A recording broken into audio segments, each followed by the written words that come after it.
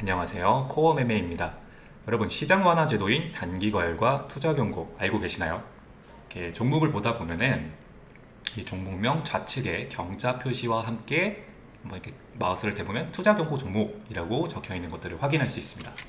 투자 경고라는 건 전부 다 그런 것은 아니지만 대체로 이 투기성 매매가 과열된 종목에 대해서 지정이 되게 되고요. 그러면서 이 신용거래 그리고 미수가 제한이 되게 됩니다. 단기 과열 같은 경우도 비슷한 맥락인데 특정 종목의 단기 급등을 억제하기 위한 제도예요. 밑톤 옆을 보시면 열이라고 적혀 있죠. 그리고 그 하단에 단기 과열이라고 적혀 있는 종목들을 확인할 수 있습니다. 아무래도 이 투자 경고나 단기 과열에 지정이 되게 되면은 미수나 신용 제한으로 해서 수급이 줄어들게 되고, 또 단기 과열 같은 경우는 보시면 이런 식으로 10분 단위로 거래가 체결이 되거든요. 그러니까 단일가 거래가 체결이 되다 보니까 시장 반응을 빠르게 할 수가 없잖아요. 그래서 일반적으로는 악재로 받아들여져서 주가가 하락하는 경우가 좀 있고, 또는 이 지정 종목을 기준으로 종가 맞추기와 같은 특정 패턴 등이 좀 발생을 하기도 합니다.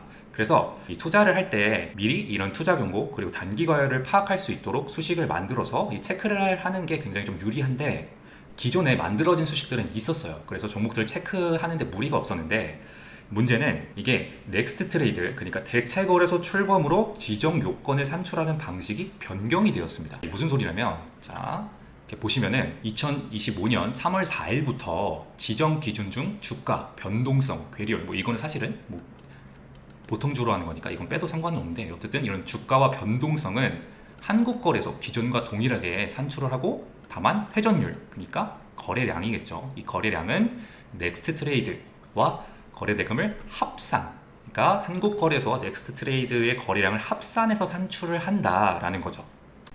단기과열 지정 예고가 되는 경우를 보시게 되시면은 대체로 이 1, 2, 3 요건을 충족하는 경우를 해당하게 되는데, 그래서 어차피 주가랑 변동성은 기존과 같다라 그랬는데, 이 회전율 같은 경우가 지금도 사실은 보시면은 대체거래소 거래량 추이가 점점 늘고 있어요. 그러니까 거래량이 점점 많아지고 있어서 한국거래소와 대체거래소와의 갭이 점점 줄어들고 있는데, 그렇다면 이게 자리를 잡아가다 보면 점점 더 활성화가 될 것이고, 그러면 이렇게 차트를 봤을 때 지금 제가 기존 수식을 넣어놨어요. 그래서 파란색 표시가 2개가 뜨면 단기 과열에 지정이 된다라는 건데, 그래서 통합으로 보시면 아무래도 대체거래소는 가격 변동이 들쭉날쭉하잖아요. 심지어 장 마감되고도 움직이니까.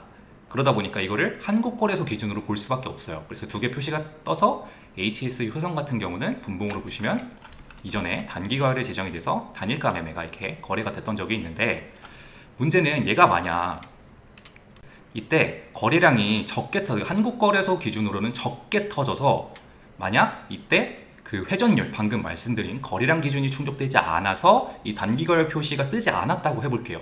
근데 지금 이거를 통합 시세로 보시게 되시면 거래량이 이전과 좀 다르거든요. 얘 같은 경우는 중소형주라 지금은 크진 않은데, 대형주 기준으로 잠깐 볼게요. 그럼 대형주 기준으로 보게 되면은 이 한국거래소 기준으로는 이때 거래량이 보시면 1200만 주 가까이 터진 걸 확인할 수 있는데, 통합거래로, 그러니까 넥스트 트레이드를 통합해서 보면 거래량이 2600만 주가 터진 걸 확인할 수 있습니다. 이렇게, 그러니까 어차피 수식은 총합으로 해서 계산을 하게 될 텐데, 그럼 이 빠지는 만큼, 즉 1400만 주만큼이 계산이 안 돼서 수식이 적용이 된다는 거잖아요. 만약 한국거래소로, 차트를 한국거래소로 해서 보게 되면. 그래서 오늘은 이 산출 방식에서 발생할 수 있는 오류를 없애고 이제 좀 변동된 부분을 잘 체크할 수 있도록 제가 단기거래 수식을 만들었어요. 그래서 그거를 좀 제공을 해드릴 테니까 일단 수식 한번 적용을 해보시고 한번 체크를 하시면은 이 누락되는 부분에 대한 오류 없이 아마 매매를 하실 수 있을 것 같습니다.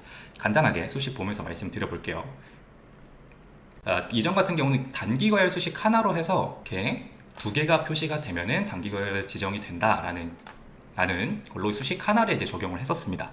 근데 이제 아무래도 대체거래소 따로 그리고 한국거래소 따로 이렇게 2가지를 체크를 해야 돼요. 그래서 이 보시면은 통합 회전율 체크라고 하죠. 제가 아까 전에 통합 차트는 거래량, 그러니까 거래량 같은 경우가 이 통합으로 보게 된다라 그래서 이 위의 수식은 이 거래량 기준으로 체크를 할 수 있도록 해놓은 거예요. 그리고 당연히 아래 수식은 이 KRX 아까 봤던 거래량 그리고 변동성 그리고 괴리율 등을 체크할 수 있도록 아래 수식을 만들어 놓은 거고요. 그래서 이 두 개를 만들어서 차트를 기입을 하면은 이렇게 아까 말씀드렸던 두 개의 수식이 들어가게 되죠. 그래서 저 같은 경우는 이 가격 변동 체크는 위쪽으로 화살표가 나오게, 그리고 괴리율 거래량 체크는 하단으로 화살표가 나오게끔 설정을 해놔서 통합으로 봤을 때는 이 거래량을 체크를 해야겠죠. 그래서 통합으로 봤을 때 거래량 화살표가 두 개가 뜬 걸 확인을 하고, 그리고 KRX로 봐서 이 가격 변동성에 체크를 해주는 화살표가 두 개를 뜬 걸 확인을 하면 얘가 이제 단기 과열에 지정이 된다는 거죠.